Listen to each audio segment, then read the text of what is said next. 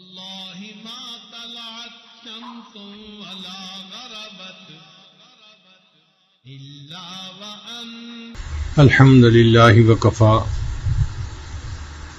وسلام على عباده الذين اصطفى أما بعد أعوذ بالله من الشيطان الرجيم بسم الله الرحمن الرحيم وَاضْرِبْ لَهُمْ مَثَلَ الرَّجُلَيْنِ آپ ان سے دو شخصوں کا حال بیان کیجئے جعلنا لأحدهما جنتین من اعناب ان میں سے ایک کو ہم نے انگور کے دو باغ عطا کیے وحففناہما بنخل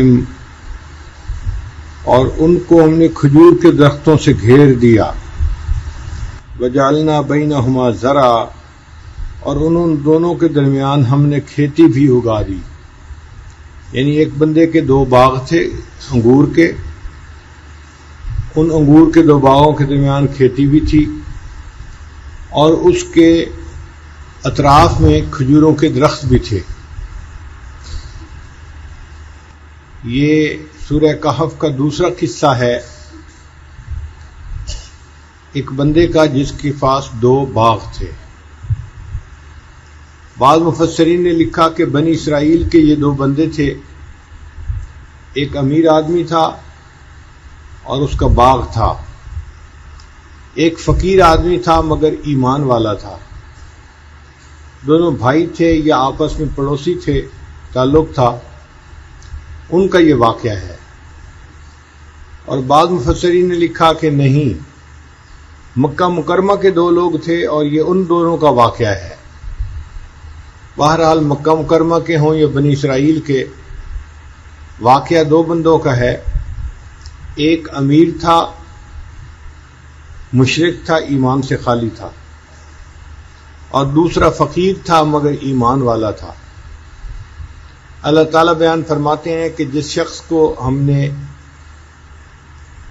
باغ دیے اس کے پاس انگوروں کے دو باغ تھے اور ان باغوں کے درمیان کھیتی بھی تھی اور اس کے اطراف میں کھجور کے درخت بھی تھے۔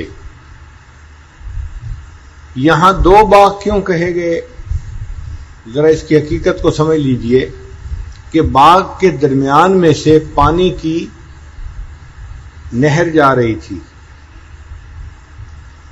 جن لوگوں کے ہاں نہری پانی ہوتا ہے وہ سمجھتے ہیں کہ نہر سے جب پانی لیا جاتا ہے اور اس کی نالا آگے لے کر جاتے ہیں تو دو طرف کھیت الگ الگ ہو جاتے ہیں، حالانکہ وہ ایک ہی مالک ہوتا ہے، مگر اس نالے کے ایک طرف کھیت الگ نظر آتا ہے اور دوسری طرف الگ نظر آتا ہے۔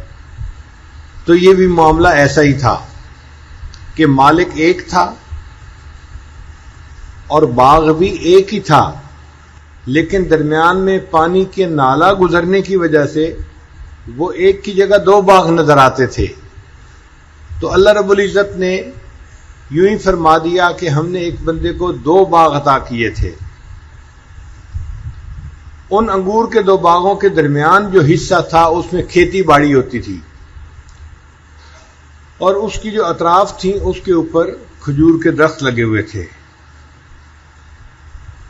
کلتا الجنتین آتت اکلہا، یہ دونوں باغ اپنا پورا پورا پھل دیتے تھے۔ وَلَمْ تَظْلِمْ مِنْهُ شَيْئًا، اور پھلوں میں ذرا بھی کمی نہ رہتی تھی۔ وَفَجَّرْنَا خِلَالَهُمَا نَهْرًا، اور ہم نے ان دونوں کے درمیان نہر جاری کر دی تھی، یعنی وہ جو پانی کا نالا تھا نا، وہ نہر تھی جو درمیان میں گزر رہی تھی، جس نے باغ کو دو حصوں میں تقسیم کر دیا تھا۔ وَكَانَ لَهُ ثَمَرٌ، اور اس کے لیے اور بھی پھل تھے۔ فقال لصاحبہ وہو یحاورہ، اس بندے نے اپنے ساتھی سے بات کی، انا اکثر منک مالا واعز نفرا، کہ میں تجھ سے مال بھی زیادہ رکھتا ہوں اور میرے پاس کام کرنے والے بندے بھی زیادہ ہیں۔ عام طور پر ہم نے دیکھا ہے کہ جو کسان لوگ ہوتے ہیں یہ جب بیٹھ کے باتیں کرتے ہیں تو اپنے کھیت کی فصل کی باتیں کرنا ان کو اچھا لگتا ہے، تو اس نے بھی کہا کہ دیکھو میرا مال بھی تو اس سے زیادہ ہے اور میرے پاس جو کام کرنے والے لوگ ہیں وہ بھی تجھ سے زیادہ ہیں.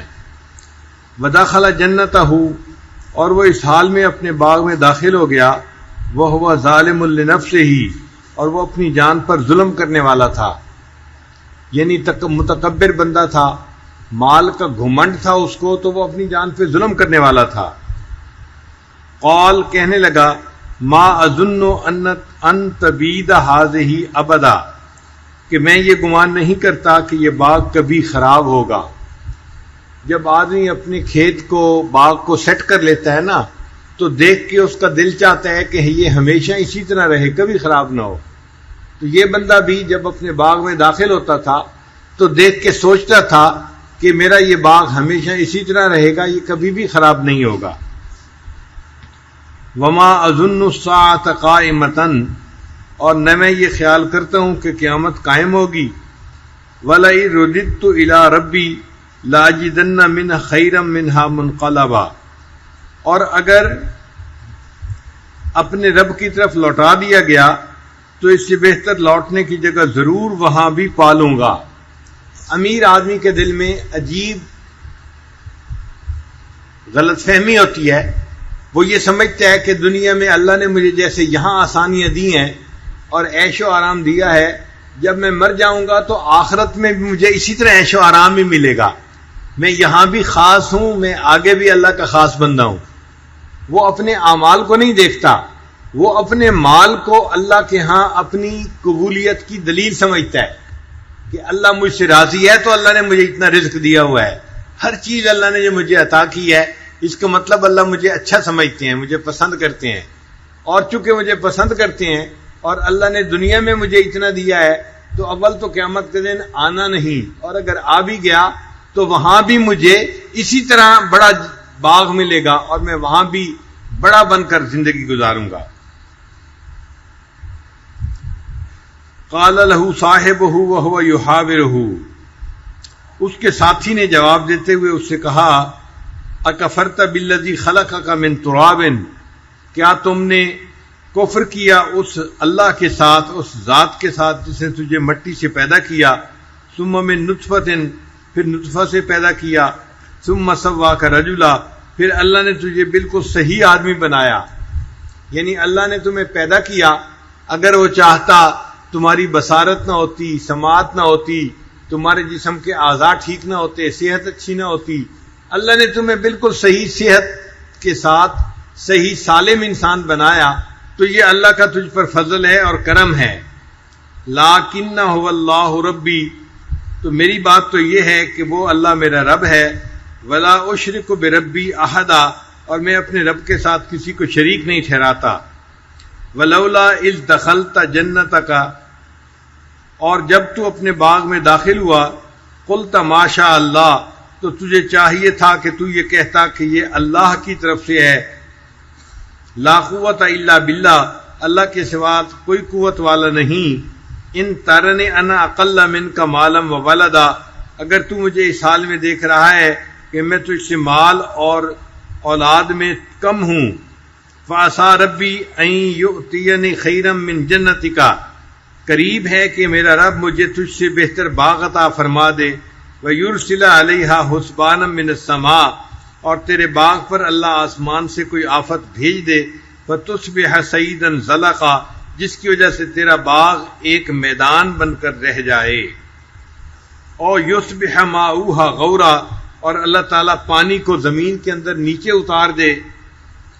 فلن تستطیع له طلبا، پھر تو اسے طلب کرنے کی کوشش نہ کر سکے. یعنی تو پانی نکالنا بھی چاہے تو اتنا گہرا پانی ہو کہ تو پانی نکال ہی نہ سکے. ابھی تو تجھے وافر پانی مل رہا ہے نا، جس کی وجہ سے تیرے باغ میں پھل بھی ہے اور تجھے مال مل رہا ہے اور تیرے اندر تکبر آ گیا ہے.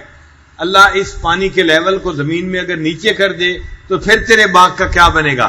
پھر تیرا باغ خراب ہو جائے گا. وَأُحِيطَ بِثَمَرِهِ، اور اس کے پھلوں کو آفت سے گھیر دیا گیا.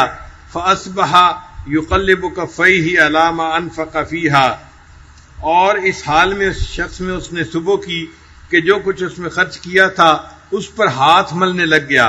وَهِيَ خَاوِيَةٌ عَلَى عُرُوشِهَا، مفسرین نے لکھا ہے کہ ایک آگ لگی اور اس کے جو درخت تھے وہ سارے کے سارے اس میں جل گئے. یہ جو انگور کے درخت ہوتے ہیں نا، یہ سیزن میں تو سرسبز ہوتے ہیں، پھل دیتے ہیں. جب سیزن ختم ہو جاتا ہے تو اس کے پتے بالکل خشک ہو جاتے ہیں، بلکہ اس کو کاٹ دیا جاتا ہے تو باقی خشک لکڑی کی طرح درخت رہ جاتا ہے. اب جب آگ لگی تو وہ جو خشک لکڑی کی طرح درخت تھے وہ جل گئے اور اس کا باغ بالکل چٹیل میدان کی طرح بن گیا، اور اس نے پھلوں کو لٹکانے کے لیے جو اس کے اوپر چیزیں لگائی ہوئی تھیں وہ بھی جل کر نیچے گر گئیں. اب وہ افسوس کرنے لگا، میں نے تو اس باغ کو ڈیولپ کرنے کے لیے اتنا پیسہ خرچ کیا تھا، آگ لگ گئی، میرا پیسہ بھی ضائع ہو گیا اور میرا باغ بھی چلا گیا.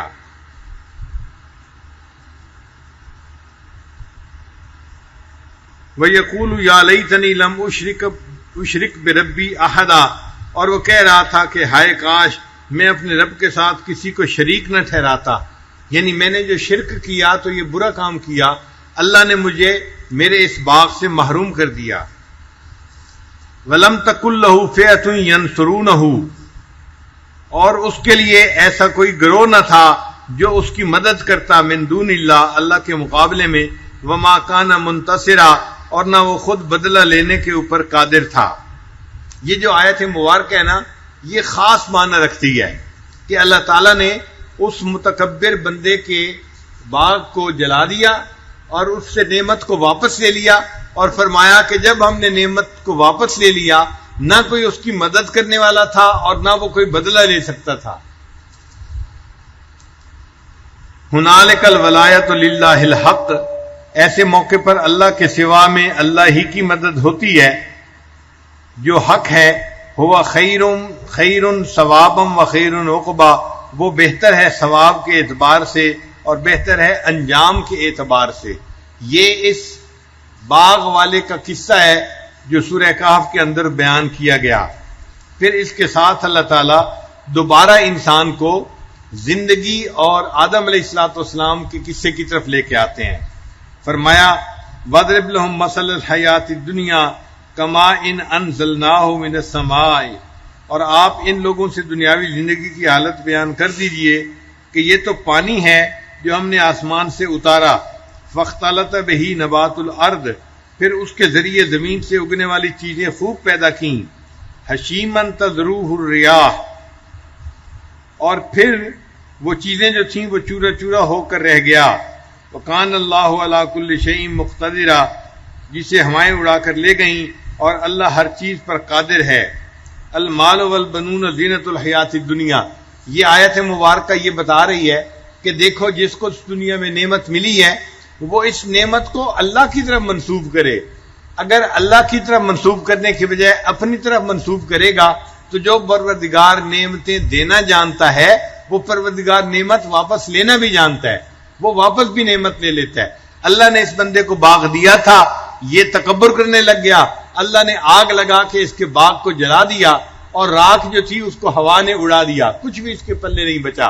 اب اس کا کوئی مددگار بھی نہیں اور وہ اللہ سے بدلہ بھی نہیں لے سکتا، چونکہ اللہ تو غالب ہے اپنے کام میں. تو اللہ فرماتے ہیں کہ یہ دنیا کی مثال تو پانی کی مانند ہے. پانی ہم اتارتے ہیں اور زمین کے اندر کھیتی ہو جاتی ہے، پھر وہ کھیتی خشک ہو جاتی ہے اور ہوا اس مٹی کو اڑا دیتی ہے.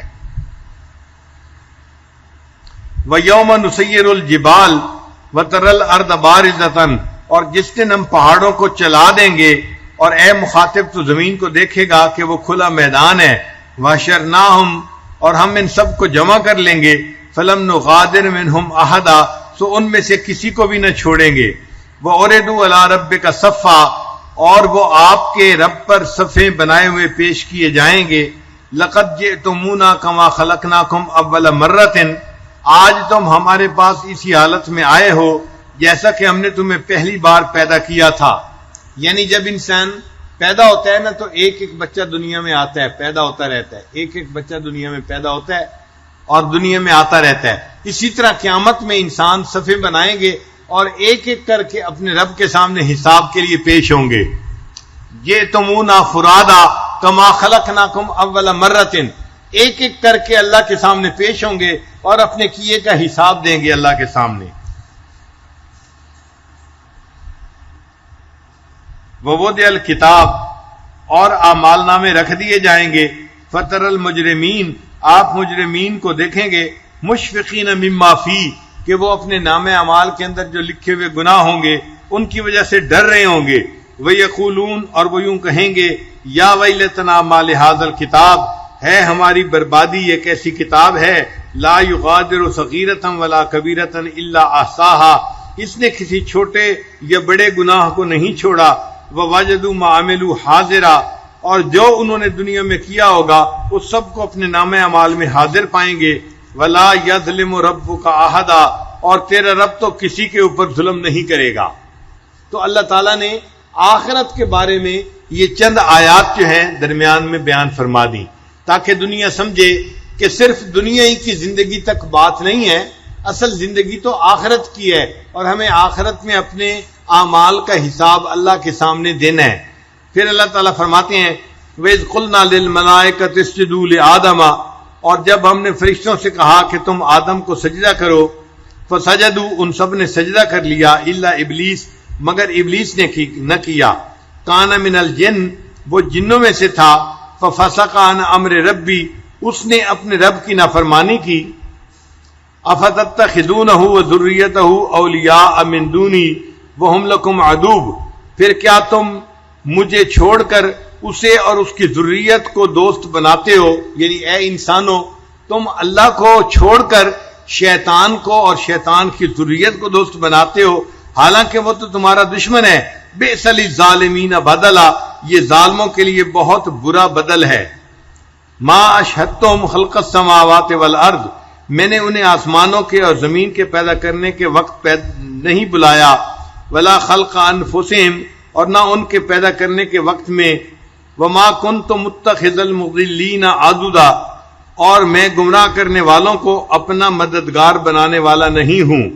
وَيَوْمَ يَقُولُ نَادُوا شُرَكَائِيَ الَّذِينَ زَعَمْتُمْ اور اس دن کو یاد کرو جس دن اللہ فرمائے گا کہ تم انہیں بلاؤ جنہیں تم میرا شریک سمجھتے تھے. فَدَعَوْهُمْ پس وہ ان کو پکاریں گے. فَلَمْ يَسْتَجِيبُوا لَهُمْ اور وہ ان کے بت ان کے جو شرکاء ہوں گے ان کو جواب نہیں دیں گے. وَجَعَلْنَا بَيْنَهُمْ مَوْبِقًا اور ہم ان کے درمیان ایک آڑ بنا دیں گے. وَرَأَى الْمُجْرِمُونَ النَّارَ اور مجرم لوگوں کو ہم مجرم لوگ دوزخ کو دیکھیں گے. فَظَنُّوا پھر یقین کر لیں گے أَنَّهُمْ مَوَاقِعُوهَا کہ وہ اس میں گرنے والے ہیں. وَلَمْ يَجِدُوا عَنْهَا مَصْرِفًا اور اس سے بچنے کی کوئی اور ان کے پاس راہ نہیں ہے. وَلَقَدْ صَرَّفْنَا فِي هَذَا الْقُرْآنِ لِلنَّاسِ مِنْ كُلِّ مَثَلٍ اور لوگوں کے لیے ہم نے اس قرآن میں طرح طرح کے عمدہ مضامین بیان کیے ہیں. وَكَانَ الْإِنسَانُ أَكْثَرَ شَيْءٍ جَدَلًا اور انسان جھگڑے میں بہت زیادہ بڑھ کر ہے.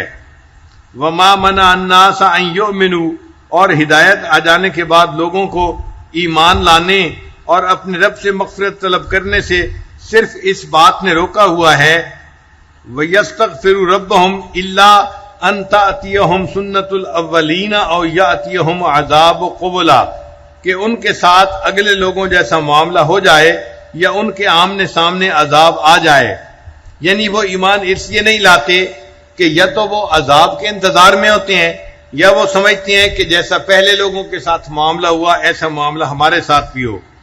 وَمَا نُرْسِلُ الْمُرْسَلِينَ إِلَّا مُبَشِّرِينَ وَمُنذِرِينَ اور ہم پیغمبروں کو صرف بشارت دینے والا اور ڈرانے والا ہی بنا کر بھیجتے رہے ہیں. وَيُجَادِلُ الَّذِينَ كَفَرُوا بِالْبَاطِلِ لِيُدْحِضُوا بِهِ الْحَقَّ اور جن لوگوں نے کفر اختیار کیا وہ باطل کے ذریعے جھگڑا کرتے ہیں. وَاتَّخِذُوا آیَاتِي وَمَا أُنذِرُوا هُزُوًا اور اس کے ذریعے حق کو ہٹا دیں اور لوگوں نے میری آیات کو اور جس چیز کے ان کو ڈرایا گیا مذاق کی چیز بنا رکھا ہے. یعنی لوگ شریعت کو مذاق بنا لیتے ہیں. انبیاء کرام کے ساتھ یہ لوگ جھگڑتے رہے اور اپنے غلط جو ہے موقف کے اوپر یہ لوگ ڈٹے رہے. وَمَنْ أَظْلَمُ مِمَّنْ ذُكِّرَ بِآيَاتِ رَبِّهِ اور اس سے بڑھ کر کون ظالم ہوگا جسے اس کے رب کی آیتوں کے ذریعے نصیحت کی گئی. فَأَعْرَضَ عَنْهَا اس نے اس سے روگردانی کی. وَنَسِيَ مَا قَدَّمَتْ يَدَاهُ اور جو کچھ اس نے آگے بھیجا ہے اسے بھول گیا. إِنَّا جَعَلْنَا عَلَىٰ قُلُوبِهِمْ أَكِنَّةً ہم نے ان کے دلوں پر اس کے سمجھنے کے لیے پردے ڈال دیے. أَن يَفْقَهُوهُ سمجھنے کے لیے. وفی آذانہم وقرا، اور ان کے کانوں کے اندر بھی ڈاٹ دے رکھی ہے. یعنی کچھ لوگ ایسے ہوتے ہیں جیسے ان کے کانوں کے اندر کچھ ڈال دیا گیا، ان کو خیر کی بات سنائی نہیں دیتی اور ان کے دلوں پہ پردہ آ جاتا ہے، اور اس پردے کی وجہ سے وہ حق بات کو سمجھنے سے قاصر ہوتے ہیں. وَإِن تَدْعُهُمْ إِلَى الْهُدَىٰ، اگر تو ان کو ہدایت کی طرف بلائیں، فَلَن يَهْتَدُوا إِذًا أَبَدًا، تو وہ ایسی حالت میں ہرگز ہدایت پر نہ آئیں گے. وَرَبُّكَ الْغَفُورُ ذُو الرَّحْمَةِ، اور آپ کا رب بہت مغفرت کرنے والا ہے. لَوْ يُؤَاخِذُهُم بِمَا كَسَبُوا، اگر وہ پکڑ کرتا ان لوگوں کے اعمال کی وجہ سے، لَعَجَّلَ لَهُمُ الْعَذَابَ، تو ان کے لیے جلد ہی عذاب بھیج دیتا. بَل لَّهُم مَّوْعِدٌ، لیکن ان کے لیے تو ٹھکانہ ہے، وقت ہے ایک عذاب آنے کا. لَن يَجِدُوا مِن دُونِهِ مَوْئِلًا وَتِلْكَ الْقُرَىٰ أَهْلَكْنَاهُمْ، اور یہ وہ بستیاں ہیں جن کو ہم نے ہلاک کر دیا. لَمَّا ظَلَمُوا، کہ انہوں نے گناہ کیے. وَجَعَلْنَا لِمَهْلِكِهِمْ مَوْعِدًا، اور ہم نے ان کے ہلاک ہونے کے لیے وقت کو مقرر کر رکھا ہے. یعنی اس سے پہلے بھی ہم عذاب نہیں لاتے، اور جب وہ وقت آ جاتا ہے تو پھر عذاب آیا ہوا ٹلتا بھی نہیں ہے. یہ صاحب جنتین کا قصہ ہے جو اللہ رب العزت نے قرآن مجید میں بیان فرمایا. کل آپ سے اس پوری سورت کے بارے میں بتایا تھا کہ اس کا ایک لب لباب ہے. وہ لب لباب کیا تھا کہ اس میں اللہ تعالیٰ نے 5 قصے بیان فرمائے ہیں. کتنے قصے بیان فرمائے ہیں؟ 5 قصے. ان قصوں میں جو سب سے مرکزی قصہ ہے وہ حضرت آدم علیہ السلام کا اور ابلیس کا قصہ ہے. آدم و ابلیس کا قصہ. اس میں سے کچھ آج آیات بھی گزری جس میں جو ہے ابلیس کے بارے میں کچھ باتیں ہوئیں. تو یہ آدم و ابلیس کا قصہ یہ مرکزی قصہ ہے. اور اس سے پہلے 2 قصے تھے وہ عوام الناس کے قصے تھے. ان میں سے ایک قصہ تھا اصحاب کہف کا اور ایک قصہ تھا صاحب جنتین کا. ہم نے اصحاب کہف کا قصہ بھی پڑھ لیا اور صاحب جنتین کا قصہ بھی آپ پڑھ لیا. پھر اس کے بعد 2 قصے ہوں گے وہ خواص کے قصے ہوں گے. ان میں سے ایک قصہ ہوگا حضرت موسیٰ علیہ السلام اور خضر علیہ السلام کا جو قرآن مجید کے اندر بیان ہوا. یہ انشاءاللہ ہم کل پڑھیں گے. اور دوسرا قصہ جو خواص میں سے تھا وہ ایک بادشاہ کا ہوگا جس کا نام تھا سکندر ذوالقرنین. اس نے اللہ کی زمین پہ اللہ کے حکم کو نافذ کیا تھا. یہ قصہ بھی آئندہ بعد میں آئے گا. یہ 2 خواص کے قصے ہم بعد میں پڑھیں گے. تو گویا پوری سورت کا خلاصہ آپ 5 قصوں میں سمجھ سکتے ہیں. درمیانی قصہ کون سا تھا؟ آدم علیہ السلام تھا اور ابلیس کا. اور پہلے 2 قصے کون سے تھے؟ عوام الناس کے. ان میں سے ایک قصہ کس کا تھا؟ اصحاب کہف کا تھا اور دوسرا کس کا تھا؟ صاحب جنتین کا تھا. اور بعد کے 2 قصے کن کے ہیں؟ خواص کے قصے ہیں. ان میں سے پہلے خواص میں سے کون تھے؟ حضرت موسیٰ علیہ السلام تھے اور ایک بندہ تھا جس کو اللہ نے علم عطا کیا تھا وہ خضر علیہ السلام تھے. اور دوسرے خاص بندے کون تھے؟ ایک بادشاہ گزرا ہے جس کا نام سکندر ذوالقرنین تھا اور اس کو اللہ نے ہر چیز دنیا کی عطا کی تھی اور وہ اللہ کی زمین پہ اللہ کا حکم نافذ کرنے والا تھا. اس لیے وہ خاص بندہ تھا. یہ 2 قصے آئندہ ہم پڑھیں گے. ابھی تک ہم نے صرف 2 قصے پڑھے ہیں اور تیسرا قصہ آدم و ابلیس کا بھی آج کچھ ہم نے پڑھا ہے. باقی 2 قصے بعد میں پڑھیں گے. اب یہ تو لب لباب ہو گیا.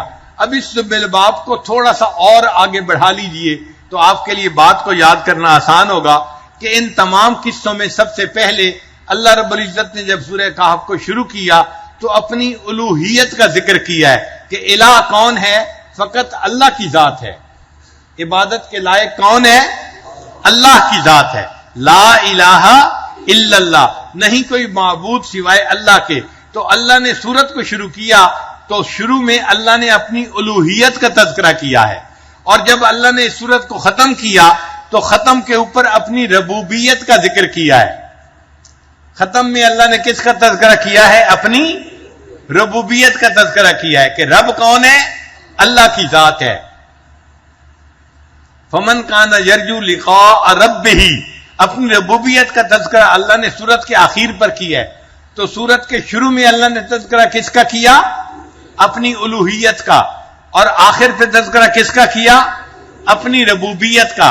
اور ایک نقطہ اور بھی یاد رکھیں کہ سورت کے شروع میں اللہ نے اپنے پیارے حبیب صلی اللہ علیہ وسلم کا تذکرہ کیا مگر ان کی ابدیت کا تذکرہ کیا ہے، ان کی ابدیت کا تذکرہ کیا ہے۔ الحمدللہ الذی انزل علی عبدہ الکتاب، تو عبد کا تذکرہ کیا ہے۔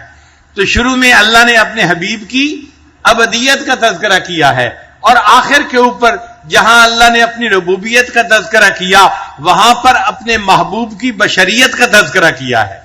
وہاں کس کا تذکرہ کیا ہے؟ محبوب کی بشریت کا تذکرہ کیا ہے۔ قل انما انا بشر مثلکم، تو بشریت کا تذکرہ آ گیا نا۔ تو اب پوری سورت کا خلاصہ اور آپ زیادہ بہتر طور پہ سمجھ سکتے ہیں کہ اس سورت میں کتنے قصے بیان ہوئے؟ 5۔ مرکزی قصہ کون سا ہے؟ آدم و ابلیس کا قصہ، اور اس سے پہلے 2 عوام الناس کے قصے ہیں۔ ایک ان میں سے نوجوانوں کا قصہ اصحاب کہف کا ہے، اور دوسرا صاحب جنتین ایک امیر آدمی کا قصہ، مگر وہ مشرک تھا، ایمان سے خالی تھا، اس کا قصہ اللہ نے بیان فرمایا ہے۔ یہ 2 قصے ہم نے پڑھ لیے، اور اس کے بعد 2 قصے اور ہوں گے، وہ خواص کے قصے ہوں گے۔ ان میں سے ایک ہوگا حضرت موسیٰ علیہ السلام کا واقعہ، اور دوسرا کون سا ہوگا؟ سکندر ذوالقرنین کا واقعہ۔ حضرت موسیٰ علیہ السلام تو کلیم اللہ تھے، اللہ کے رسول تھے، اولو العزم رسولوں میں سے تھے، اس لیے وہ خواص میں سے تھے، اور سکندر ذوالقرنین اس لیے خواص میں سے تھا کہ وہ امیر آدمی تھا مگر اللہ کے زمین پر اللہ کے حکم کو نافذ کرنے والا تھا، اور جو بندہ اللہ کی زمین پہ اللہ کے حکم کو نافذ کرے وہ اللہ کو بڑا پسندیدہ ہوتا ہے، اس لیے وہ بھی ایک مقبول بندہ بن گیا، اللہ کا خاص بندہ بن گیا۔ پھر اس سورت کے شروع میں اللہ نے اپنی الوہیت کا تذکرہ کیا ہے۔ کس کا تذکرہ کیا ہے؟ اپنی الوہیت کا۔ اور سورت کے آخر میں اللہ نے اپنی ربوبیت کا تذکرہ کیا ہے۔ پھر سورت کے شروع میں اللہ نے اپنے حبیب صلی اللہ علیہ وسلم کی ابدیت کا تذکرہ کیا ہے۔ کس کا کیا ہے؟ ان کی ابدیت کا تذکرہ کیا ہے۔ اور سورت کے آخر میں اللہ نے اپنے حبیب صلی اللہ علیہ وسلم کی بشریت کا تذکرہ کیا ہے۔ یہ اب پوری سورت کا خلاصہ آپ کے ذہن میں گویا بیٹھ گیا۔ اب ہم ذرا چند نکات اور بھی اس کے بارے میں پڑھتے ہیں۔ سب سے پہلے نکات ہیں جو اللہ تعالیٰ ارشاد فرماتے ہیں الحمدللہ الذی انزل علی عبدہ الکتاب، کہ اللہ رب العزت نے اپنے پیارے حبیب صلی اللہ علیہ وسلم کے لیے عبد کا لفظ استعمال کیا ہے۔ انسان کے لیے سب سے بڑا مقام جو وہ دنیا میں پا سکتا ہے وہ ابدیت ہے۔ سب سے بڑی بلندی جو انسان اس دنیا میں حاصل کر سکتا ہے وہ بلندی کون سی ہے؟ ابدیت۔ اسی لیے انسان ذکر کرتا ہے تاکہ ذکر کی وجہ سے انسان کے اندر اللہ کی محبت آ جائے، اور اللہ کی محبت اس کے دل سے ماں سوا کی محبت کو ختم کر دیتی ہے، دنیا کی محبت مٹا دیتی ہے، مخلوق کی محبت کر دیتی ہے، دل اللہ کی محبت سے بھر جاتا ہے۔ اب یہ اللہ کی محبت جو ہے صرف اسی کا ہونا ہی مقصود نہیں ہے، بلکہ اس سے ایک قدم آگے ہے۔ وہ کیا؟ کہ جب یہ محبت دل میں آتی ہے اور بڑھ جاتی ہے پھر انسان اپنے محبوب کو راضی کرنا چاہتا ہے۔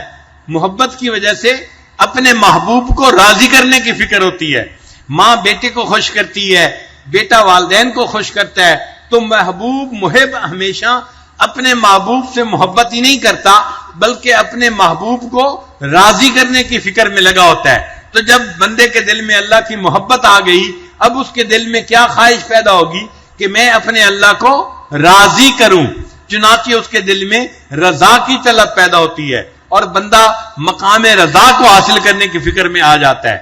اب جس بندے کو رضا حاصل ہونے کی فکر لگ جاتی ہے تو رضا کیا چیز ہے؟ رضا ہے اللہ کی تقدیر کے اوپر راضی رہنا۔ اللہ اس کے اوپر شکر کے حالات بھیجے تو وہ اللہ کا شکر ادا کرے، اور اگر اللہ اس کے اوپر مشکل حالات بھیجے تو وہ صبر کرے۔ اس کو کہتے ہیں اللہ کی رضا پہ راضی رہنا، یعنی ہر حال میں بندہ اپنے رب سے راضی رہتا ہے۔ نبی علیہ الصلوۃ والسلام نے حدیث پاک میں فرمایا الحمدللہ علی کل حال، میں اللہ سے ہر حال میں راضی ہوں۔ تو بندہ اپنے رب سے ہر حال میں راضی ہوتا ہے، خوشی میں بھی راضی ہوتا ہے اور غم میں بھی راضی ہوتا ہے۔ یہ مقام رضا کہلاتا ہے۔ یہ بڑا مقام ہے جو بندے کو دنیا میں حاصل ہو سکتا ہے، اور ایسا بندہ جس کو یہ مقام رضا حاصل ہو سکتا ہے وہ بندہ صحیح معنوں میں اللہ کا بندہ کہلاتا ہے، اس کو مقام ابدیت نصیب ہوتا ہے، اور یہ بندے کی معراج ہے جو دنیا میں اس کو حاصل ہو سکتی ہے۔ اور اللہ نے اپنے پیارے حبیب صلی اللہ علیہ وسلم کے لیے اس معراج والے لفظ کا نام استعمال کیا اور فرمایا الحمدللہ الذی انزل علی عبدہ الکتاب. تو عبد کا لفظ اللہ نے اپنے پیارے حبیب صلی اللہ علیہ وسلم کے لیے استعمال کیا. چنانچہ عبد کون ہوتا ہے؟ مفسرین نے لکھا العبد الذی لا یرا غیر سیدہ، کہ عبد وہ ہوتا ہے کہ جس کو اپنے آقا کے سوا کوئی نظر ہی نہیں آتا. غلام وہ ہوتا ہے جس کو اپنے آقا کے سوا کچھ نظر نہیں آتا، اس کی نظر میں بس اس کا آقا ہی سب کچھ ہوتا ہے. تو بندہ بھی وہ ہے کہ جس کو اللہ کے سوا کچھ نظر ہی نہیں آتا، اس بندے کی نظر میں سب کچھ اللہ ہی ہوتا ہے، اس لیے اس کے لیے عبد کا لفظ استعمال کیا. بعض مفسرین نے کہا العبد الذی لا ینازع سیدہ شیئا، کہ غلام وہ ہوتا ہے، بندہ وہ ہوتا ہے جو اپنے آقا سے کسی بات کے اندر اختلاف نہیں کرتا. یعنی غلام کیا اور اپنے آقا سے اختلاف کیسے کر سکتا ہے؟ غلام تو وہ ہوتا ہے جو ہر بات پہ لبیک کہنے والا ہو.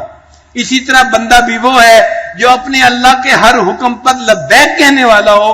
وہ اپنے اللہ کے کسی فیصلے کے اوپر اپنے دل میں غصہ نہیں کرتا، اپنے دل میں افسوس نہیں کرتا، شکوہ نہیں کرتا، بلکہ اللہ کے ہر حکم پر ہر حال میں اپنے اللہ سے راضی رہتا ہے. بعض مفسرین نے کہا کہ حقیقت العبد هو المتخلق باخلاق سیدہ، عبد وہ ہوتا ہے جو اپنے آقا کے اخلاق سے متعین یعنی متخلق ہو. یعنی غلام تو وہ ہوتا ہے نا کہ جو اس کے آقا کی عادات ہوں ان کو وہ اپنائے، وہ غلام کہلائے گا. یہ تو نہیں ہو سکتا نا کہ آقا نیک ہو اور غلام برا ہو، آقا نرم مزاج ہو غلام سخت مزاج ہو. یہ کیسے ہو سکتا ہے؟ غلام وہ ہوتا ہے کہ جس کی طبیعت اپنے مالک کی طبیعت کے مطابق ڈھل جائے، وہ غلام ہوتا ہے. لہذا بندہ بھی وہ ہوتا ہے کہ جس کے اندر اللہ کے خلق پیدا ہو جائیں. اس لیے حدیث پاک میں فرمایا گیا تخلقوا باخلاق اللہ، تم اپنے آپ کو اللہ کے اخلاق سے مزین کر لو.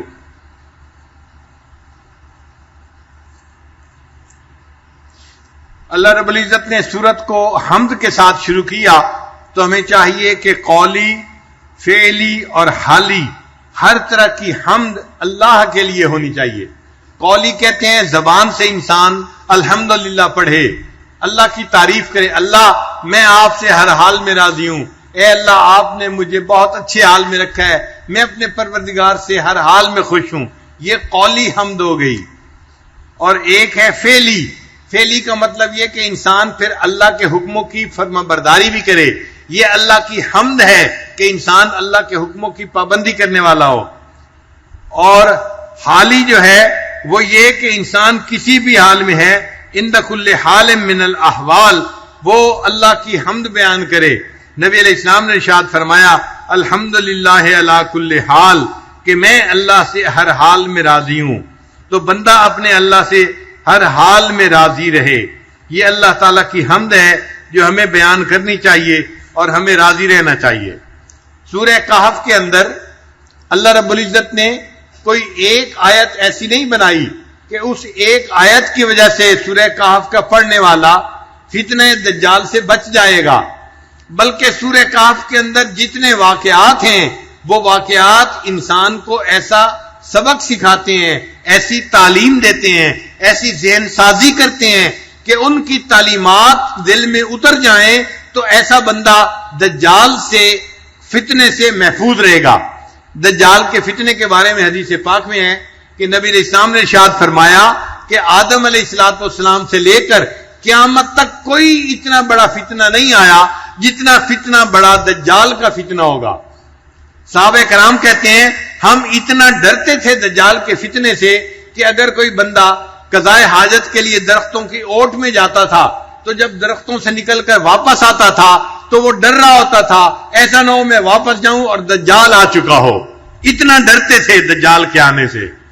تو اگر صحابہ کرام کو دجال کے آنے کا اتنا ڈر تھا تو آپ سوچیں ہم تو قیامت کے کتنے قریب کی زندگی گزار رہے ہیں، ہمیں تو دجال کے فتنے سے بڑا ڈرنے کی ضرورت ہے. احادیث سے پتہ چلتا ہے کہ دجال ایک شخص ہوگا جو دنیا کے اندر فتنہ پھیلائے گا. اچھا دجال کا لفظ سمجھ لیجئے، دجل کہتے ہیں فریب کو، ملمہ سازی کو. کئی لوگ ہوتے ہیں نا کہ وہ تانبے کے زیور بنا کے اس کے اوپر سونے کا پانی چڑھا دیتے ہیں، تو دیکھنے میں وہ سونے کا زیور نظر آتا ہے لیکن ہوتا تانبے کا ہے. تو اس کو ملمہ سازی کہتے ہیں. یہی دجل ہے کہ اوپر سے کچھ نظر آتا ہے، اندر سے کچھ ہوتا ہے. تو دجال بھی اوپر سے کچھ ہوگا، اندر سے کچھ ہوگا. اور جو دجالی تہذیب ہے وہ بھی اسی طرح کہ اوپر سے بڑی خوشنما نظر آئے گی لیکن اس کے اندر خرابی ہوگی، اندر اس کے فتنہ ہوگا. اور آج دجالی تہذیب بڑھتی چلی جا رہی ہے. مادیت کا فتنہ اتنا آ گیا ہے کہ آج کفر جو ہے اپنی تہذیب کو پوری دنیا کے اندر غالب کرنے کے لیے کوشش میں لگا ہوا ہے، اور وہ بڑے پیارے پیارے نام استعمال کرتا ہے. آپ دیکھیں جمہوریت کا نام کتنا پیارا ہے، اس نام کو پوری دنیا میں اس نے پھیلا دیا ہے. چنانچہ اچھے لکھے پڑھے لوگ شریعت نافذ کرنے سے گھبراتے ہیں یا شریعت نافذ کرنے سے پریشان ہوتے ہیں. حالانکہ اللہ کی زمین ہے، اللہ کے بندے ہیں، اللہ کا حکم نافذ کرنے میں کیا رکاوٹ ہونی چاہیے؟ کوئی رکاوٹ نہیں ہونی چاہیے. لیکن اس نے نام اتنا خوبصورت بنا دیا، آج پوری دنیا بس جمہوریت کے پیچھے لگی ہوئی ہے. ٹھیک ہے، ہمارے ملک میں بھی جمہوریت ہے، ہم بھی اسی نظام کے تحت زندگی گزار رہے ہیں، مگر اس نے اس کو اتنا خوشنما بنا دیا کہ اس کے علاوہ دوسرے بندے کو کچھ نظر ہی نہیں آتا. قرآن مجید میں ہے اگر تم زمین میں اکثریت کی پیروی کرنے لگ جاؤ گے تو یہ تمہیں گمراہ کر دیں گے. قرآن مجید کی آیت ہے. تو اکثریت جو کہتی ہے وہی کر لو، اگر ہم اس کو زندگی کا اصول بنا لیں تو ہم تو دین کے اوپر نہیں رہ سکتے، دین سے دور چلے جائیں گے. آج تو ملکوں کی اکثریت فیصلہ کر رہی ہے کہ مرد سے شادی کر رہا ہے. بتاؤ یہ بے وقوفی کے قانون ہیں یا نہیں؟ یہ جہالت کے قوانین ہیں نا یا نہیں؟ لیکن بڑے بڑے ملکوں میں یہ قوانین آج اسمبلیوں میں پاس ہو رہے ہیں. تو یہ جو دجالی فتنہ ہوگا نا، یہ اوپر سے بڑا خوبصورت نظر آئے گا مگر اندر اس کے خرابی ہوگی. اور آج اوپر سے واقعی یہ چیزیں بڑی خوبصورت نظر آتی ہیں. انسان سمجھتا ہے کہ جی دنیا میں ترقی ہو گئی ہے اور ہمیں بھی ترقی یافتہ بن جانا چاہیے، لہذا ان کو دیندار لوگ اچھے نہیں لگتے. سب سے پہلے دین بیزاری ان کے اندر آ جاتی ہے. اور آج آپ دنیا میں دیکھ رہے ہیں کہ پوری دنیا کے اندر اس وقت دین بیزاری کی کیفیت ہے. وہ دین کا نام سننا ہی پسند نہیں کرتے. حالانکہ دیندار لوگ اچھے لوگ ہوتے ہیں، اچھے اخلاق والے ہوتے ہیں، حقوق اللہ اور حقوق العباد دونوں کو پورا کرنے والے لوگ ہوتے ہیں، مگر ان کو دین کا نام ہی اچھا نہیں لگتا، دین والوں کی شکل ہی اچھی نہیں لگتی. اس لیے آپ دیکھیں جو دنیا کے لکھے پڑھے لوگ ہیں، آج یہ کسی دیندار کو دیکھ لیتے ہیں تو ان کے دلوں کے اندر انقباض آ جاتا ہے. ان کو محسوس ہوتا ہے پتہ نہیں یہ کہاں سے جنگل کی بلا اٹھ کے آ گئی ہے. یہ ان کی غلط فہمی ہے اور ان کی گمراہی ہے کہ وہ دین سے دور ہوتے چلے جا رہے ہیں اور دین کی بجائے مادیت کو زندگی کا مقصد بناتے چلے جا رہے ہیں. یہ جو مادیت پرستی ہے یہی دجالی فتنہ ہے جو آج کے دور میں بڑھتا ہی چلا جا رہا ہے. آپ دیکھیں آج کے دور میں انسان اسی دنیا کی زندگی کو اپنا سب کچھ سمجھنے لگ گیا ہے، اسی دنیا کی زندگی کو اپنی زندگی کا مقصد سمجھنے لگ گیا ہے. جس بندے کو دیکھو اس کا دل چاہتا ہے گھر ایسا ہو، گاڑی ایسی ہو، بچے ایسے ہو، تعلیم ایسی ہو، کاروبار ایسا ہو، جو ہو یہی ہو، اور آخرت ذہن سے نکلتی جا رہی ہے، آخرت کو بھولتا ہی جا رہا ہے. یہی دجالی فتنہ ہے کہ انسان آخرت کو بھول جائے گا اور دنیا کی زندگی کو اپنا سب کچھ سمجھنا شروع کر دے گا. اس کے اوپر جو ہے ہمارے بعض اکابرین نے کتابیں بھی لکھی ہیں. مادیت اور ایمان کا یہ مقابلہ ہے جو آج کے دور میں ہو رہا ہے. ایک طرف ایمان والے ہیں جو اپنی آخرت کو بنانے کی فکر میں لگے ہوئے ہیں، جو دین کی محنت کی فکر میں لگے ہوئے ہیں، جو مدارس چلا رہے ہیں، دین کی دعوت کا کام کر رہے ہیں، جو اللہ کے بندوں کو اللہ کی طرف بلا رہے ہیں، یہ ایمان کی محنت کرنے والے لوگ ہیں. اور دوسری طرف وہ لوگ ہیں جو اسی دنیا کے ریسورسز کو بڑھانے کے لیے اور زیادہ پیسہ کمانے کی محنت میں لگے ہوئے ہیں، اور وہ چاہتے ہیں کہ بس دنیا کی زندگی خوشنما ہونی چاہیے، دنیا کے اندر اچھے شہر ہوں، اچھی بلڈنگز ہوں، ڈیولپڈ ایریا ہونا چاہیے، کھانا پینا اچھا ہونا چاہیے، دنیا کی زندگی اچھی ہونی چاہیے. تو یوں لگتا ہے کہ آج کے دور میں ایمان اور مادیت کی ایک جنگ ہے جو چل رہی ہے. ایک طرف ایمان والے ہیں اور دوسری طرف مادیت پرست لوگ ہیں جو فقط دنیا ہی کے پیچھے لگے ہوئے ہیں. انہوں نے مال کمانا ہوتا ہے، حلال اور حرام سے ان کو کوئی واسطہ نہیں ہوتا، حلال اور حرام کا ان کے ذہن میں کوئی تصور ہی نہیں ہوتا، بس مال کمانا ہوتا ہے. یہی دجالی فتنہ ہے جو آج کے دور میں عام ہو گیا ہے، اور اس میں ہر بندہ جو ہے وہ آہستہ آہستہ الجھتا چلا جا رہا ہے. اب اس فتنے سے کون بچے گا؟ جو بندہ ایمان کے اوپر ڈٹا رہے گا، جو بچہ ایمان کے اوپر جمع رہے گا. اب ایمان کے اوپر جمنے کے لیے بندے کو اپنا ایمان بچانا پڑتا ہے، اور اس کو کئی مرتبہ کہف کے اندر جانا پڑتا ہے. جیسے نوجوانوں نے اپنے ایمان کو بچانے کے لیے کیا کیا تھا، وہ کہاں چلے گئے تھے؟ کہف میں چلے گئے تھے. آج کے دور میں بھی ایمان بچانے کے لیے بندے کو کسی کہف کے اندر داخل ہونا پڑے گا. توجہ سے بات سنیے گا. آج کے زمانے میں 5 کہف ہیں. آج کے زمانے میں کتنے کہف ہیں؟ 5 کہف ہیں. اگر ان کہف میں بندہ داخل ہو جائے تو وہ زمانے کے یہ جو رواج کے رسم و رواج کے فتنے ہیں ان سے بچ سکتا ہے. ان میں سے پہلا کہف جو ہے وہ مدارس کا کہف ہے. پہلا کہف کون سا ہے؟ مدارس کا کہف. جو بچہ مدرسے میں آ جاتا ہے، آپ غور کریں گے، اس کا ایمان محفوظ ہو جاتا ہے، اس کے اعمال محفوظ ہو جاتے ہیں، اس کی آخرت محفوظ ہو جاتی ہے، اس کا دین محفوظ ہو جاتا ہے. دنیا کی یہ نئی نئی ترقی اس بندے کو نہیں لبھا سکتی، اس بندے کو شیطانی راستے پہ نہیں چلا سکتی. یہ بندہ مدرسے کی برکت کی وجہ سے اپنے دین کے اوپر جمع ہوتا ہے، اور اس نے اپنے دانتوں کے ساتھ مضبوطی سے شریعت کو پکڑا ہوا ہوتا ہے. تو مدرسہ اس کے لیے کہف بن جاتا ہے. مدرسہ اس کے لیے کیا بن گیا؟ کہف بن گیا. اس کا ایمان بچ گیا. دوسرا کہف آج کے دور میں اللہ والوں کی خانقاہیں ہیں. جو لوگ اللہ والوں کے ساتھ بیعت ہو جاتے ہیں، نسبت کو جوڑ لیتے ہیں، وہ بھی ایک کہف میں داخل ہو جاتے ہیں. ہم نے دیکھا ہے وہ دفتروں میں کام کرنے والے ہیں، فیکٹریوں میں کام کرنے والے ہیں، مگر ان کے اندر دینداری آ جاتی ہے. وہ رسم و رواج کی طرف نہیں جاتے، وہ زمانے کی جو ہے فتنے فساد کی طرف نہیں جاتے، بلکہ اللہ کی محبت کی طرف بڑھتے ہیں اور دین کی زندگی گزارتے ہیں. ان کا بھی ایمان محفوظ ہو جاتا ہے اللہ اللہ کرنے کی برکت کی وجہ سے. تو یہ اللہ والوں کی خانقاہیں بھی آج کے دور میں ایک کہف کی مانند ہیں. ایک تیسرا کہف آج کے دور میں دعوت و تبلیغ کا کام ہے، جس کو ہم تبلیغی جماعت کہتے ہیں. یہ بھی کہف کی مانند ہے. ہم نے دیکھا ہے جو نوجوان جماعت میں جانا شروع کر دیتا ہے، سروزہ لگا لیتا ہے، چیلا لگا لیتا ہے یا 3 چیلے لگا لیتا ہے، وہ بھی دین کے اندر آ جاتا ہے، اس کی زندگی میں بھی دین آ جاتا ہے. وہ کاروباری ہو، وہ دکاندار ہو، وہ سبزی فروش ہو، یا وہ کسی فیکٹری میں کام کرنے والا مزدور ہو، لیکن جماعت میں جانے کی برکت سے دین اس کا اوڑھنا بچھونا بن جاتا ہے. اس کی اپنی زندگی بھی دین والی بن جاتی ہے، اور اس کے گھر کے بیوی بچے بھی دین والے بن جاتے ہیں.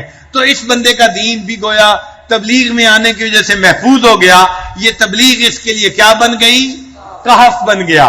تو مدارس بھی کہف ہیں، خانقاہیں بھی کہف ہیں، اور دعوت و تبلیغ کا کام بھی کہف ہے. یہ کہف ہے. اور ایک چوتھا کہف ہے، وہ قرآن مجید ہے. جو بندہ قرآن مجید کے ساتھ سچی ہو جاتا ہے، قرآن مجید کو پڑھنا، سیکھنا، سمجھنا شروع کر دیتا ہے، تو قرآن مجید اس بندے کے دین کا محافظ بن جاتا ہے. تو قرآن مجید بھی کہف کی مانند ہے. آپ غور کریں، جو نوجوان مسجدوں میں درس قرآن ہوتا ہے ان میں جڑ جاتے ہیں اور درس قرآن روزانہ اٹینڈ کرتے ہیں، ان لوگوں کا دین محفوظ ہو جاتا ہے. حالانکہ وہ یونیورسٹیوں میں پڑھنے والے ہوتے ہیں، وہ کام کرنے والے ہوتے ہیں، بازاروں میں بیٹھنے والے ہوتے ہیں، لیکن درس قرآن کی وجہ سے ان کی زندگی محفوظ ہو جاتی ہے. عورتوں میں ہم نے اس کا اثر زیادہ دیکھا ہے.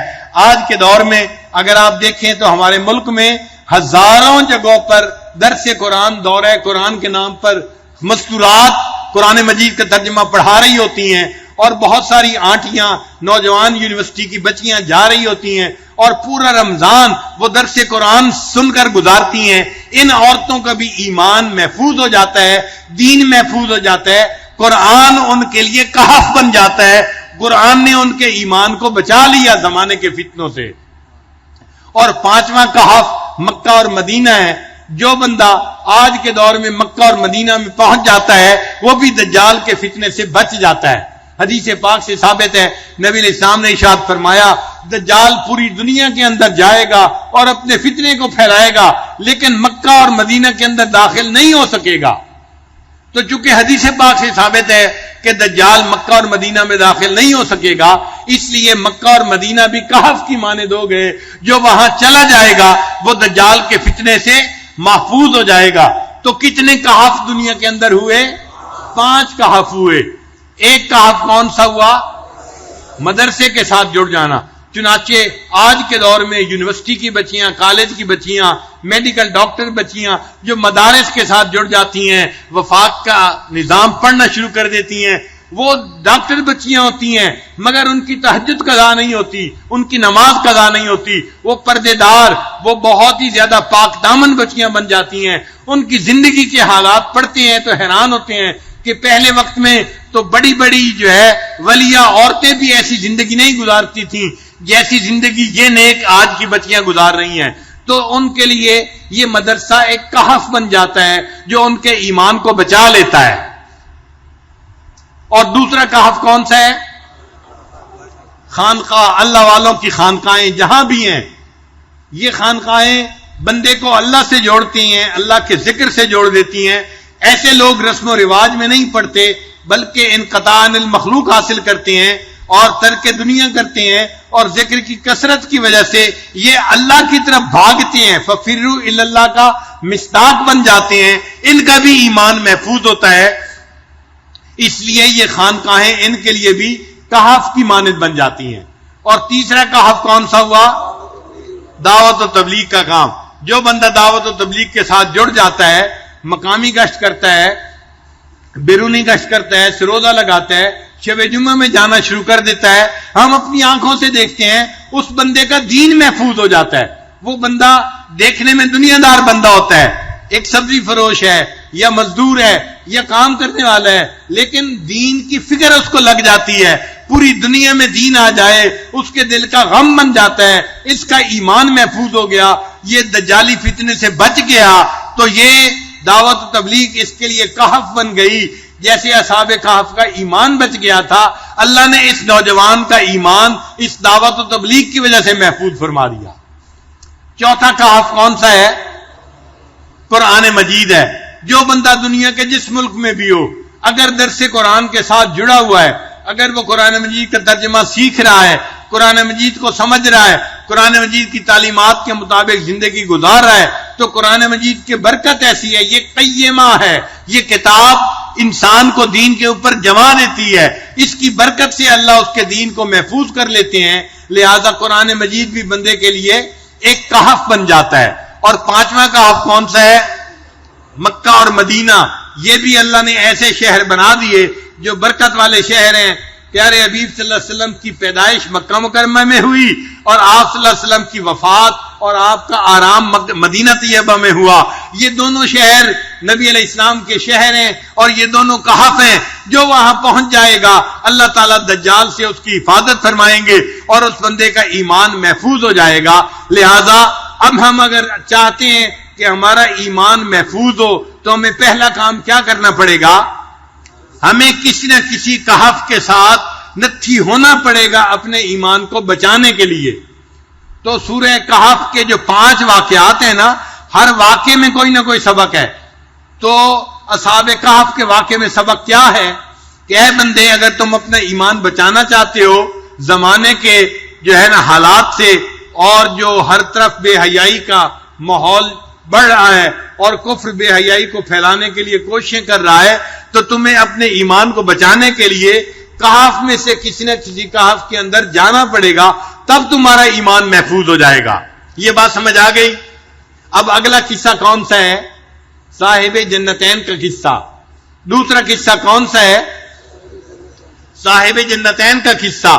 اس قصے کا سبق اور لب لباب یہ ہے کہ اے بندے، اگر تمہیں اللہ تعالیٰ دنیا میں نعمتیں دیتے ہیں، تم فیکٹری کے مالک ہو، تم بزنس مین ہو، تم اچھی جاب کرنے والے ہو، تم اچھی تعلیم رکھنے والے ہو، اور تمہیں مال پیسہ ہے، گاڑی ہے، گھر ہے، سب دنیا کی نعمتیں موجود ہیں، اپنے اندر گھمنڈ مت آنے دینا۔ جس پروردگار نے نعمت دی ہے ان نعمتوں کو اسی کی طرف منسوب کرنا، اپنی طرف نعمتوں کو منسوب نہ کر لینا۔ انسان عام طور پر نعمتوں کو اپنی طرف منسوب کرتا ہے.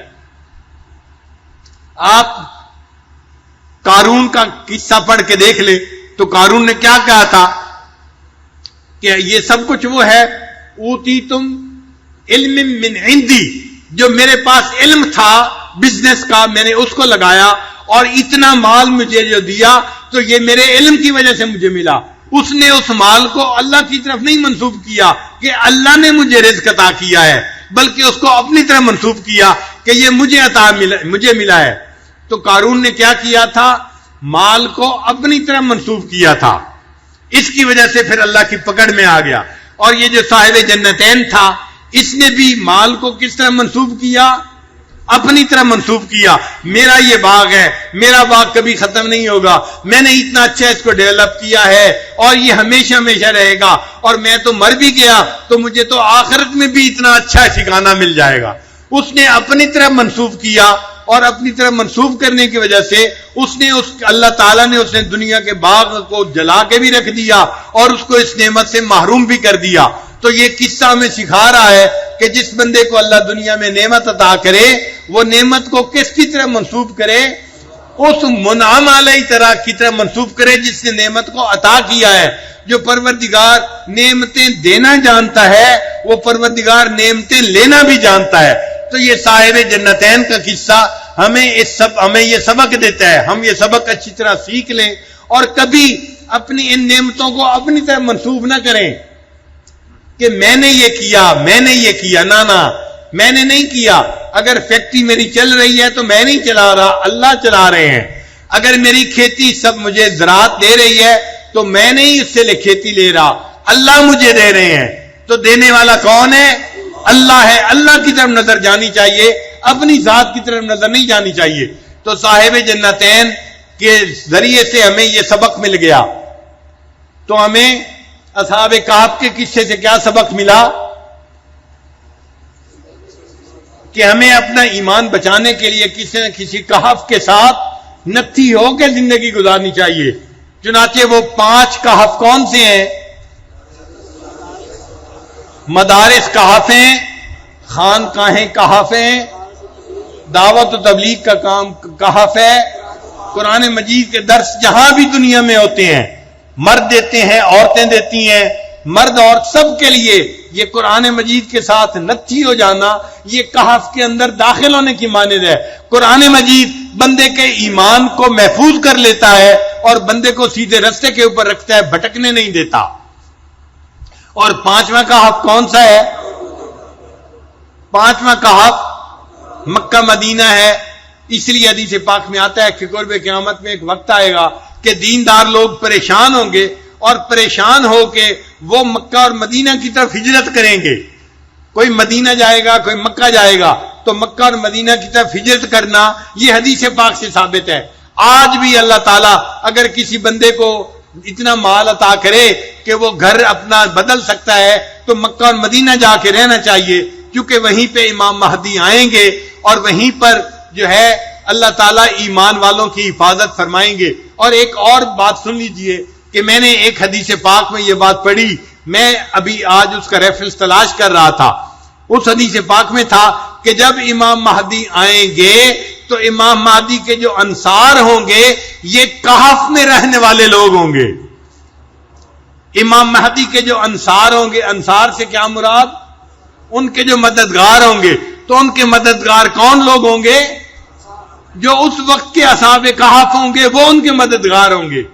تو جو گویا اس وقت ان 5 کہف کے اندر رہنے والے لوگ ہوں گے نا، یہ اپنے وقت میں امام مہدی کے انصار بنیں گے، ان کے دوست بنیں گے اور اللہ ان کے ایمانوں کی حفاظت فرمائیں گے اور دجال کے فتنے سے یہ لوگ محفوظ رہیں گے. تو سورہ کہف ہمیں دجال کے فتنے سے محفوظ کرتی ہے.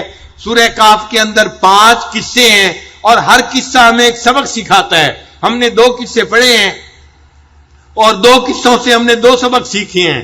ایک سبق ہم نے سیکھا ہے کہ اصحاب کہف کی طرح ہمیں اپنی زندگی میں کسی نہ کسی کہف کے ساتھ نتھی ہو کر رہنا ہے تاکہ ہمارے ایمان کی حفاظت ہو جائے. اور دوسرا سبق ہمیں صاحب جنتین کے قصے سے سیکھا. وہ سبق کیا تھا کہ اللہ اگر کسی کو نعمتیں عطا کرے تو نعمتوں کو اپنی طرف منسوب نہ کرے، اپنے اندر عجب اور تکبر نہ پیدا ہونے دیں، نعمتوں کو اللہ کی طرف منسوب کریں جس نے نعمتوں کو عطا کیا ہے۔ جو بندہ ایسا کرے گا وہ شکر ادا کرنے والا ہوگا، اس کا ایمان محفوظ رہے گا، اور جو ان کو اپنی طرف منسوب کرے گا یہ دجالی فتنے کے اندر جو ہے وہ گرفتار ہو جائے گا اور ایمان سے محروم ہو جائے گا۔ یہ دو قصے آج ہم نے پڑھے، اور ان دو قصوں کے ساتھ ہم نے جو ہے آج ہم نے جو سبق سیکھا وہ بھی ہم نے دہرا لیا ہے۔ تیسرا قصہ تھا آدم و ابلیس کا، تو یہ قصہ ہمیں اپنی آخرت کی طرف یاد دلاتا ہے۔ اس کا لب لباب یہ ہے کہ ہم دنیا میں رہتے ہوئے فقط دنیا کی زندگی کو اپنا مقصد نہ سمجھیں، اپنی منزل نہ سمجھیں، منزل ہماری کچھ اور ہے۔ ہم خانہ بدوش لوگ ہیں۔ ہم کون ہیں؟ خانہ بدوش لوگ ہیں۔ ہمارا گھر جنت تھا، وہاں سے نکل پڑے اور ہم دنیا میں ایک جگہ سے دوسری جگہ رہتے پھر رہے ہیں۔ بالآخر جانا کہاں ہے؟ ہم نے جنت میں جانا ہے۔ ہم اپنے گھر کو نہ بھولیں، ایک وقت آئے گا جب ہم فوت ہو جائیں گے، پھر قیامت قائم ہوگی، اور پھر اللہ تعالیٰ ایمان کے صدقے ہمیں ہمارے گھر میں واپس لوٹا دیں گے، ہم جنت میں واپس پہنچیں گے، وہ ہمارا ٹھکانہ ہوگا، وہ ہمارا مستقر ہوگا، وہاں پر ماں کے سینہ فی ہے ابدا، ہم ہمیشہ ہمیشہ نعمتوں میں زندگی گزارنے والے بن جائیں گے۔ تو تیسرا قصہ ہمیں یاد دلاتا ہے، اے لوگوں فقط دنیا کی زندگی کو اپنا سب کچھ نہ سمجھو اور دنیا سے دل نہ لگاؤ اور دنیا کے آرام اور دنیا کی عیش پرستی کے اوپر نہ ریجھ جاؤ، بلکہ اپنی آخرت کو یاد رکھنا اور اپنے اصلی گھر کو کبھی نہ بھولنا۔ تو تین قصے ہم نے پڑھے، اور تین قصے ہمیں کیا کیا سبق یاد دلاتے ہیں؟ پہلا قصہ اصحاب کہف کا، وہ ہمیں سبق دیتا ہے کہ ہمیں زندگی گزارنی ہے تو کسی نہ کسی کہف کے ساتھ نتھی ہو کے زندگی گزارنی ہے۔ اور کہف کتنے ہیں؟ 5 ہیں۔ کون کون سے؟ مدارس، خانقاہیں، دعوت تبلیغ کا کام، قرآن مجید کا درس جہاں بھی ہوتا ہے، اور مکہ مدینہ، یہ 5 کہف ہیں۔ ہمیں ان کے ساتھ نتھی ہو کے زندگی گزارنی ہے، ہمارا ایمان محفوظ رہے گا اور ہم دجالی فتنے سے بچ کے زندگی گزار جائیں گے۔ اور دوسرا قصہ صاحب جنتین کا، وہ ہمیں کیا سبق سکھاتا ہے کہ اگر کسی بندے کو اللہ تعالیٰ دنیا کی نعمتیں عطا کرے تو ان نعمتوں کو وہ اپنی طرف منسوب نہ کرے، اپنے اندر عجب اور تکبر نہ پیدا کرنے دے، اپنے اندر بڑائی نہ پیدا کرے، بڑا بول نہ بولے، اپنے اندر گھمنڈ نہ پیدا کرے، بلکہ اللہ کی نعمتوں کی قدر دانی کرے، بے قدر نہ بنے، احسان فراموش نہ بنے، بلکہ اللہ کا احسان مند بنے اور کہے کہ میرے اللہ نے مجھے سب کچھ عطا کیا ہے، میں اس اللہ کا فرما بردار بندہ بند کے زندگی گزاروں گا۔ اور تیسرا قصہ جو آدم علیہ السلام کا ہے، وہ قصہ ہمیں کیا سبق سکھاتا ہے کہ ہم خانہ بدوش لوگ ہیں، ہمارا اصلی گھر کون سا ہے؟ جنت ہے۔